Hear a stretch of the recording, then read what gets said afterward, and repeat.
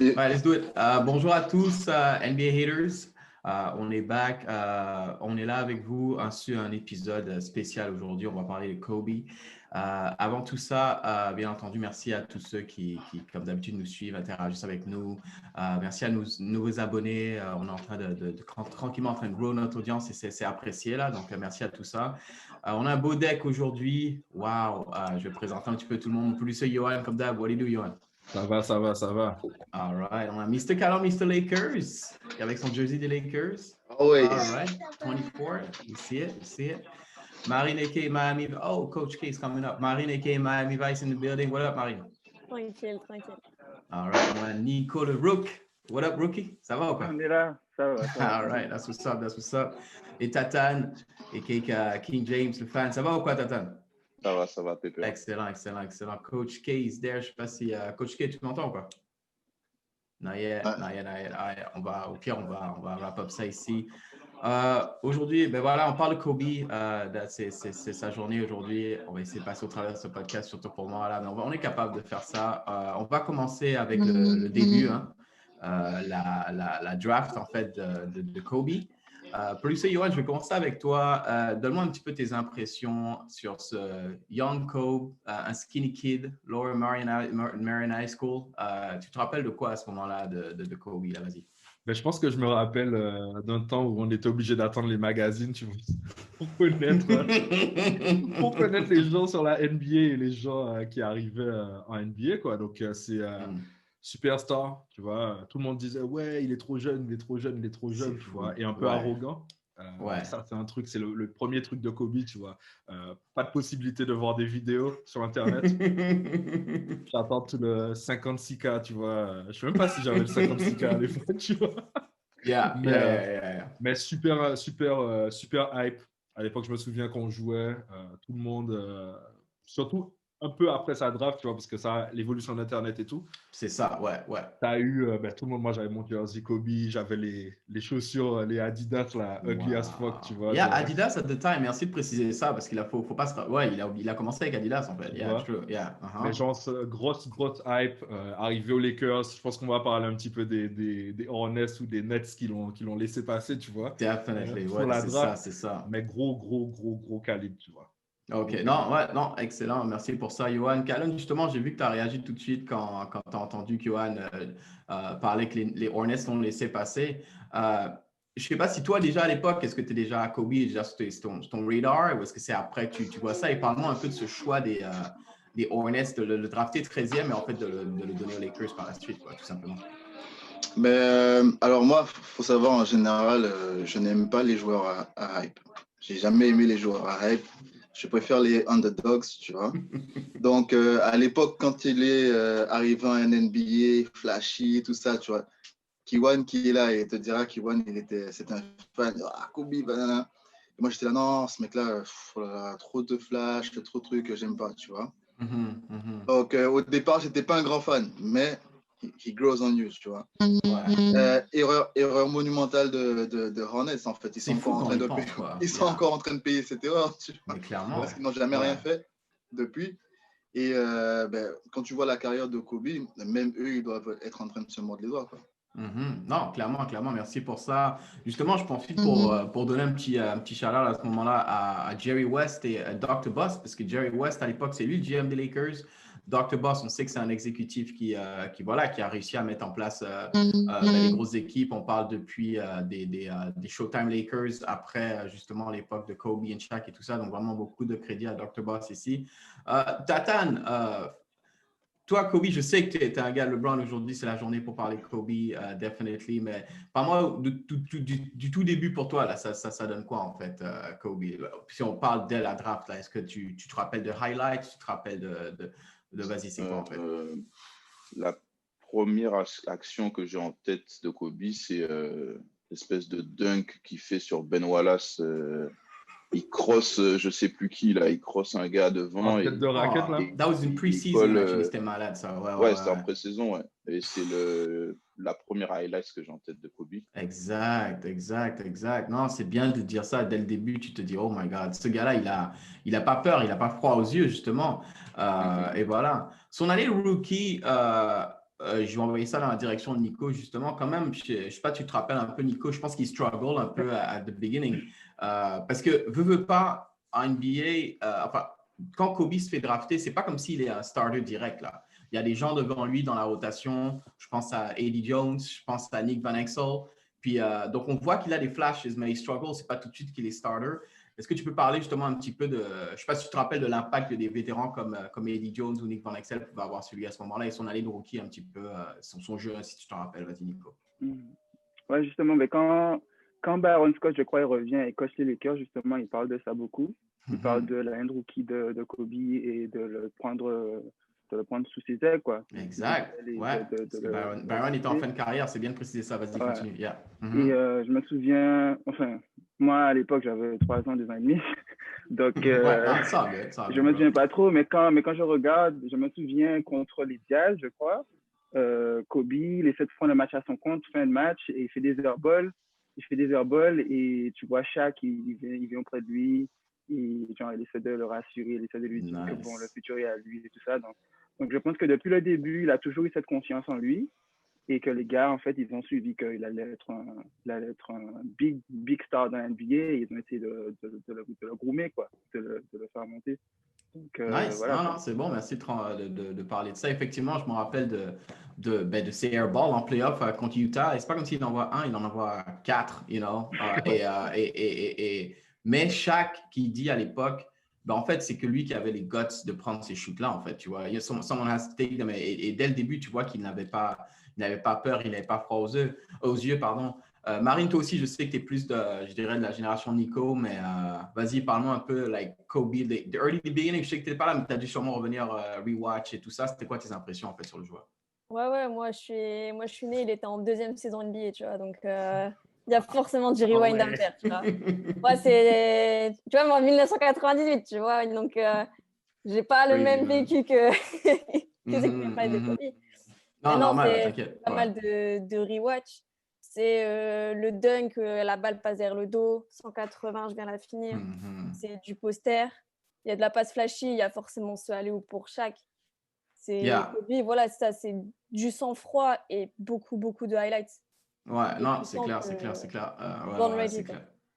En tout cas, ouais, merci pour ça, Marine. Coach K, en fait, là, on va parler un petit peu de l'arrivée enfin, pas de l'arrivée parce que chaque était avec lui dès le début, mais vraiment quand ils arrivent à passer un step, quoi, tu vois, c'est-à-dire et gagner le premier chip. Faut dire que ça coïncide avec l'arrivée de Phil Jackson. Phil Jackson, il sort de sa run avec les Bulls 98, il arrive aux Lakers en 99. Et tout de suite, voilà, il met en place des principes de l'offense en triangle pour Kobe et Shaq, pour leur faire des sets vraiment assez intéressants. Peux-tu me parler de cette première année, justement la première année où il gagne le titre, vraiment où on voit l'ascension de ce jeune Kobe aux côtés de Shaq, là, Coach K, vas-y. En fait, vous m'entendez bien? Yeah. OK. En fait, pour moi, c'était un bon move pour Phil Jackson déjà, qui avait terminé avec les Bulls. Et ce qu'il a fait, ce qu'il a vu en Kobe, il a vu le mini Jordan en Kobe, qu'on a vu dans les années à suivre, en fait, là où Kobe a pratiquement les mêmes moves que Michael. Et ce qu'il a fait aussi, le même triangle qu'ils avaient aux Bulls, il a ramené aux Lakers et ça fonctionnait trop bien avec Kobe et Shaq, avec un big center comme Shaq et Kobe qui peut faire tout ce qu'il veut à l'extérieur. C'était parfait en fait. Et la raison pour laquelle j'ai kiffé les Lakers dans le temps, en fait, c'est pas plus Kobe en fait, mais c'était la combinaison Kobe-Shaq. Indeed. Parce que une fois que cette combinaison a disparu, j'en avais marre ensuite. Damn. Ah ouais, pareil. Vas-y, explique ça un peu. Toi, c'est vraiment. Donc, justement, rappelle-moi, tant que tu es là sur cette période-là, si tu l'as vraiment aimé, on est en plein dedans. Parle-moi un petit peu de tes moments favoris, quoi, tu vois. Et vas-y. Qu'est-ce que tu penses que. Ouais. Quand elle a commencé déjà avec Adidas, les sneakers Adidas, c'était pas mal. Kobe avait ses crossovers qu'il a ramené du street en fait qui était wow, fantastique. Moi, en ce temps-là, je jouais au BMBC. Puis tous les gamins qui Shout out venaient to BMBC, by the way, you know what I mean? Yeah. Ça, c'est important là. Et vas-y, continue. And tous les gamins venaient sur le terrain avec le crossover de Kobe, en fait. True, le genou qui touche le sol et la balle au-dessus de ta tête. Yeah. Donc, dans ce temps-là, on était tous, Kobe, l'afro de Kobe et tout. Fro B, yeah, indeed, man. Yeah. You know what I mean? So, là, c'était wow. C'était le gars que tout le monde voulait imiter, tout le monde voulait jouer comme Kobe parce que, bon, Jordan était dans sa descente. Bon, il avait déjà quitté, en fait. Et donc, c'était Kobe. Donc,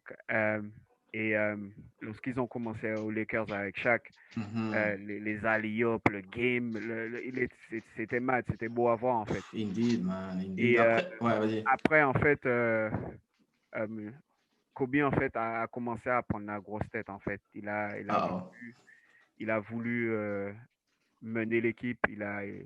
Pour lui, c'était son show, c'était son équipe et tout. Et commencer, c'est là où le Mamba mentality a commencé, en fait.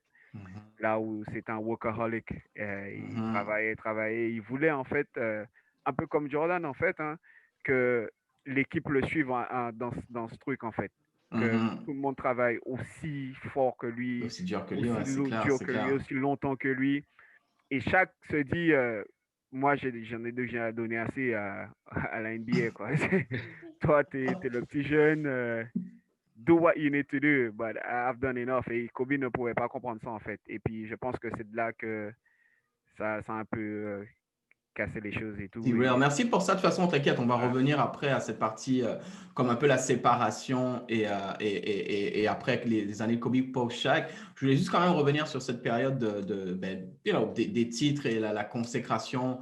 Je vais revenir avec Johan.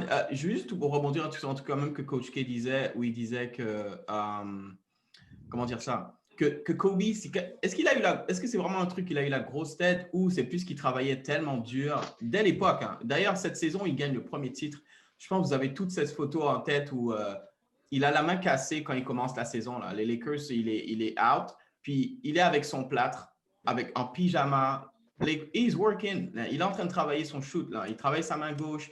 Et je me demande justement, est-ce que, pour revenir à ce que disait Coach K, est-ce qu'il a eu la grosse tête ou c'était en train de se dire, I'm working so hard et je deserve la reconnaissance que j'ai, en fait. Je ne sais pas si tu vois un peu ce que je veux dire, Johan. Ouais, bien sûr. C'est aussi drôle de voir que, tu vois, genre, Kiwan et Kalon, en fait, genre, il y en a un qui pense au début, il a la grosse tête, l'autre qui le kiffe, et à un moment, il y a une transition, tu vois, Mais je pense que Kobe, il n'a pas changé sa mentalité. Du moment où il est arrivé, c'est un bosseur.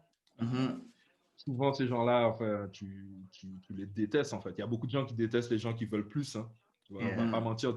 On a déjà t'as plusieurs exemples dans des équipes où tu as des mecs qui bossent et qui se disent, gars, pourquoi je bosse autant et toi, tu bosses pas? Indeed, exactly.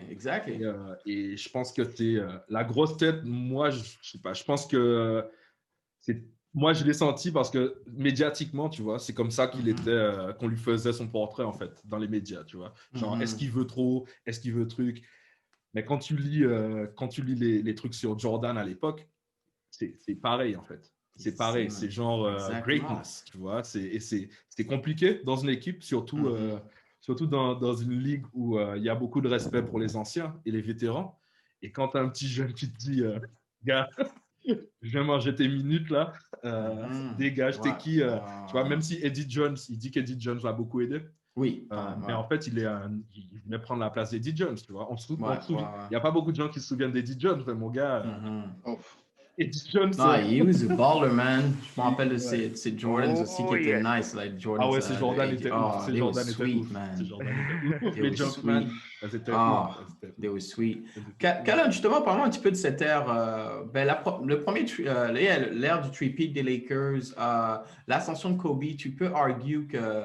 Parce qu'on a beaucoup de duos qui se sont formés avec les années, mais Kobe et Shaq, man. Parle-moi un petit peu de Kobe et Shaq dans le sens où, tu peux arguer le most dominant avec the most skilled player at the time, et c'était un duo vraiment explosif. Parle-moi un petit peu de ça et des premiers titres, justement, qu'ils ont gagnés. Et justement, pour revenir là-dessus, il faut quand même donner un gros shout-out au GM à l'époque, parce qu'il fallait évincer quand même Van Exel. Van Exel, avant l'arrivée de Kobe, C'était lui qui menait l'équipe, quoi. Moi, c'est un de mes joueurs préférés. Hein. Au basket, j'ai toujours porté le 9 par rapport à Van Exel. Il fallait faire un choix. Il fallait faire un choix qui était, selon moi, assez difficile. Soit tu continues avec Van Exel et le petit Rook, tu l'envoies balader. Ou soit tu continues avec, tu te bases sur ce rookie-là pour ton avenir, en fait. Et ils ont fait le choix difficile d'envoyer Van Exel. Ça a payé par la suite. Pour revenir sur la grosse tête de Kobe, moi, c'est un truc, effectivement, au départ, je pensais qu'il était flashy, etc. Mais c'est un truc, en lisant les bouquins de Kobe, tu comprends. C'est le gars qui, la première fois qu'il a rencontré Michael Jordan, qui lui a posé un tas de questions. Il voulait savoir tout ce qu'il faisait, comment il faisait pour en arriver là, qu'est-ce qu'il mangeait, comment il s'entraînait, etc. Donc, c'est pas juste avoir la grossesse. C'est un gars qui a travaillé, tu vois. Ouais. Et effectivement, on connaît Shaq. Hein. Shaq, c'est une montagne. C'est le gars qui n'a pas besoin de mettre 10 heures de travail pour être efficace. Donc, forcément, on ne va pas lui demander d'être aussi perfectionniste que Kobe, parce que Kobe, lui, a tout approuvé, etc. Donc, tu vois, il y avait ce duo de le nonchalant et le bosseur. Et ça finit à aller contre les Portland Trail Blazers. Oh, Game 7, exactement. Game 7, moi, j'étais persuadé que Kobe allait prendre ce shot. C'est là que tu vois l'intelligence du joueur, en fait. Il n'a pas besoin de prendre un shoot difficile. Il a un gars qui est sous le panier, qui domine en plus tout le monde à cette époque. Je fais la passe qu'il faut, en fait. Et on a toujours dit que Kobe, il était perçu, etc. Mais il faut savoir qu'il a toujours fait dans les moments où ça comptait, il a toujours fait la passe qu'il fallait. Merci pour ça, Calin. Je suis très content que tu dis ça parce que je vais envoyer ça dans la direction de Marie, Nico et Tatane. Tatane, je vais commencer avec toi pour savoir vraiment, vous, cette époque-là de Kobe, donc les 3 titres avec Shaq, vous pensez quoi de lui à ce moment-là, en fait? Tatane, surtout toi, pour commencer, parce qu'après, je vais envoyer ça sur les autres, mais est-ce que toi, tu es déjà dans ta phase LeBron, ou est-ce que tu es comme, comment tu penses de… Ah non, parce que LeBron n'est pas encore dans la ligue, donc peut-être que tu le vois déjà venir en high school, mais ma question est, qu'est-ce que tu penses de Kobe à ce moment-là, en fait? Lors du joueur. Parce que toi, tu as dû passer… Pourquoi je dis ça, en fait? Je reformule la question, c'est parce que tu as dû forcément passer par plusieurs phases, en fait, de ce que tu pensais de lui. Et à ce moment-là, je suis curieux de savoir qu'est-ce que tu en penses, en fait. Pour moi, au moment des titres, c'est encore le jeune flashy qui apporte du peps à la NBA, qui apporte un renouveau à la NBA, pour toi, c'est ça. Qui est archi fort, hein, mais qui a ce côté flashy. Je pense que c'est peut-être Hollywood aussi qui fait ça. Le mec, il a sa forme d'arrogance, c'est pas vraiment une arrogance, c'est qu'il est dans un univers où tout est flashy, tout pète, donc tout ce qu'il fait prend une autre ampleur. Et pour moi, c'est le lieutenant parfait de Shaq. Ouais. C'est le joueur qu'il fallait à Shaq pour le joueur qu'on a espéré que serait Penny Hardaway. Penny, man. Yeah. Et là, du coup, on trouve Kobe qui apporte à Shaq ce qui lui manquait, en fait. Et peut-être que, justement, cette petite guéguerre là où il tire Shaq vers le boulot, fait de Shaq ce qu'il a été à ce moment-là, parce que on peut dire ce qu'on veut, Shaq n'a pas juste… Enfin, il a bossé. Je pense qu'il a quand même plus bossé avec Kobe que si Kobe n'avait pas été là. Wow, OK. Non, merci de partager ça ici. Vas-y, Nico, donne-moi un peu tes impressions. Et aussi, si tu veux, parce qu'il gagne 3 titres à ce moment-là, je pense qu'il bat quoi? C'est Indiana, Philly et New Jersey, right? So, est-ce que tu as un souvenir en particulier de cette période-là? Ou vas-y. Oui. Pour moi, Kobe, à l'époque, il était jeune, mais c'était l'un des meilleurs joueurs de la ligue. Je me souviens, Yohan et Juju, en fait, c'est eux qui m'ont introduit à la NBA. Et Yohan, c'est un grand fan de Jason Kidd. Et pendant la finale, Yohan, il parlait beaucoup. Et puis, quand les Lakers sont arrivés, en fait, les Lakers, à chaque fois qu'ils sont arrivés contre la conférence Est, en fait, en finale, c'était un carnage, quoi. Puisqu'en fait, toute la compétition était à l'Ouest. Genre, les gars, ils jouaient contre les Kings, la grosse équipe des Kings. Les gars, ils jouaient contre les Spurs, la grosse équipe des Spurs. Les Portland Trail Blazers, on en a parlé. Les Portland Trail Blazers. Et voilà, quoi. Et puis pour moi, Kobe, en fait, le tandem, il a toujours été énorme. C'est peut-être le meilleur tandem de tous les temps. Mais pour moi, à l'époque, Kobe, à l'époque, c'était déjà le meilleur joueur de la NBA, quoi. L'un des meilleurs joueurs de la NBA. Non, clairement. Puisque si tu regardes les stats, si tu regardes la confiance qu'il avait en lui. Si tu regardes les highlights qu'il faisait genre chaque soir, c'était déjà, même si c'était sa 4e année, je crois qu'il a gagné un titre, c'était déjà le meilleur joueur, quoi. Et Shaq même, il a dit dans une interview, il a dit je joue avec le meilleur joueur du monde, le gars, c'est incroyable. C'était incroyable, c'est un prodige, quoi. Wow, non, thanks for sharing that. Marine, vas-y, justement, je pense après, t'inquiète, on va faire tourner un petit peu la conversation autour de ça. Souvenirs en particulier, tes impressions de Kobe à l'époque, le tandem Kobe-Shaq et ce que tu retiens de ces finales, là, par exemple, gagnées, ou ces moments. Moi, je trouve que ce qui résume parfaitement, c'est une phrase, c'est un échange qu'il y a entre Shaq et Kobe. C'est "There's no I in..." tu vois, "There's no I in team, but there's a me in that motherfucker", tu vois. Et je trouve que ça résume bien parce que, ouais, ça jouait, tu vois, genre ça jouait en équipe, mais tu sentais que le gars, genre, ouais, il est tout jeune dans la ligue, mais il veut être impliqué, en fait. Il n'y a pas de je veux être le gars, mais je veux être un de ces gars, tu vois. Ok. Ouais. Perso, c'était ouais, je suis là, j'ai mon talent, je sais ce que je vaux. Je suis avec Shaq qui est peut-être le meilleur joueur de la ligue à ce moment-là. Et bah, dans ce cas-là, on va être 2 meilleurs joueurs de la ligue. Il n'y a pas de débat et on va le faire ensemble. Ouais, non, nice. Merci de partager ça. Je pense qu'on va, ouais, c'est pas. Oui, Tatane, vas-y, parce que là, j'allais ouvrir justement le floor. Racontez-moi des petits trucs, des trucs que vous pensez de son début de carrière jusqu'à cette période avec Shaq, là, justement. Après, on va parler de l'autre, mais juste, allez. Les 3 premiers titres, en fait, qui expliqueront ma pseudo-hate pour Kobe.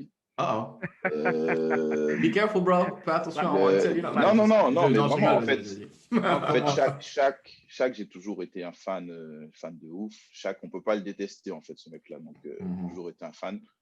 Mais avec Kobe, ils vont taper les Sacramento Kings, une des équipes les plus incroyables de la NBA. C'est fou, hein? Ouais. Ils vont taper les Bad Boys de Portland, là, cette équipe de vieux briscards qui était extraordinaire. Mais ouais. Ils vont empêcher Iverson d'avoir son seul titre, sa seule possibilité de titre. J'étais un fan de Jason Kidd, surtout à la période des Nets avec Carter, Kenyon Martin. Donc, en fait, tu dis, ce mec-là, il a empêché des équipes de ouf que j'ai adoré d'avoir leur titre ou leur chance. C'est la réalité des grands, en fait, tu vois, c'est ça, en fait, en vrai. C'était aussi ça qui a motivé ce truc de dire, mais non, mais Kobe, il faut le battre, en fait. Et c'est aussi... On parle de Jordan ou pas? Jordan, il a empêché à Malone, il a empêché à Ewing, il a empêché à... C'est-à-dire que pour moi, Jordan, c'est une génération qu'on a moins suivie. Je prends beaucoup plus en exemple des gars de la génération des années 2000, fin 90-2000, parce qu'on a grandi en même temps que ces mecs-là, en fait. C'est vrai. Donc, eux comprenaient. Moi, je n'allais pas dire ouais, Joe Dumars, c'était un joueur de ouf. Je n'ai pas vu Joe Dumars jouer. Non, bien, tu gardes ça. Et du coup, j'ai aussi été un très grand fan de T-Mac, qui à l'époque était le seul joueur qui pouvait rivaliser avec Kobe, en fait, qui était sur le level de Kobe. Mais il n'a pas gagné. Aussi parce que Kobe était là, tu vois. Ouais, non, bien, vas-y, le floor est ouvert, guys. Des petits souvenirs, anecdotes, des trucs auxquels vous pensez. Justement, mais cette période, encore une fois, je précise la période vraiment, les premiers titres et les débuts là, avec Shaq encore. Tatane a parlé, tu vois, des Blazers et des Kings, tu vois. Et genre, moi, j'étais à fond pour les Blazers, tu vois. Et je me souviens de mater les matchs et genre la grosse déception. Mais le pire, c'était vraiment les Kings avec ce shoot de Robert Horry, tu vois.